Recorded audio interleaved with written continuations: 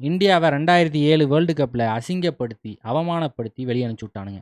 One day world cup அது முடிஞ்சு கொஞ்ச நாள்லையே 2020 அப்படின்னு ஒரு புது கான்செப்டை கொண்டு வந்து அதுக்கு ஒரு வேர்ல்டு கப்பை வைக்கிறாங்க. ஃபஸ்ட்டு எடிசன் சவுத் ஆப்பிரிக்காவில் நடக்குது. இதில் இந்தியா என்ன பண்ணுறாங்க, ஓல்டு மெம்பர்ஸ் எல்லாம் அலவுடே கிடையாது, ஓடி போயிருன்னு சொல்லிட்டு எல்லாம் யங்ஸ்டர்ஸாக பிடிச்சிட்டு வந்து டீமுக்குள்ளே போட்டானுங்க.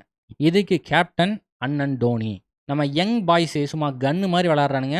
ஒவ்வொரு டீமாக தாக்குதல் பண்ணுறானுங்க. இதில் வந்து பாரபட்சமெல்லாம் பார்க்குறது கிடையாது. ஒவ்வொரு டீமையாக க்ளோஸ் பண்ணி ஃபைனல்ஸ் வரைக்கும் வந்துட்டோம். ஃபைனல்ஸில் பார்த்தா ஆல்ரெடி நம்மக்கிட்ட தோல்வி அடைஞ்ச பாகிஸ்தான். அது எப்படி தோத்தானுங்கன்னா, யாருமே இல்லை, ஸ்டெம்ப்பு மட்டும்தான் இருக்குது, பந்து எறிஞ்சு அந்த ஸ்டெம்ப் அடிங்கடா அப்படின்னு பாகிஸ்தான்கிட்ட பால் கொடுத்தா எவனும் அடிக்கலை. இந்தியாவில் இருக்கிறவங்களாம் அடிச்சு போட்டான். அந்த காரணத்தினால அந்த மேட்சை நம்ம ஜெயிச்சு போட்டோம். இப்போ ஃபைனல்ஸ் வந்தால் மறுபடியும் அவனுக்கு தான் இருக்கிறானுங்க.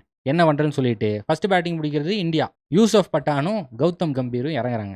யூசுப் பட்டானு வழக்கம் போல் வந்தோன்னே ஒரு 6 காட்டினாப்புல, அப்புறம் கொஞ்ச நேரத்துலேயே அவுட் ஆகிட்டாப்புல.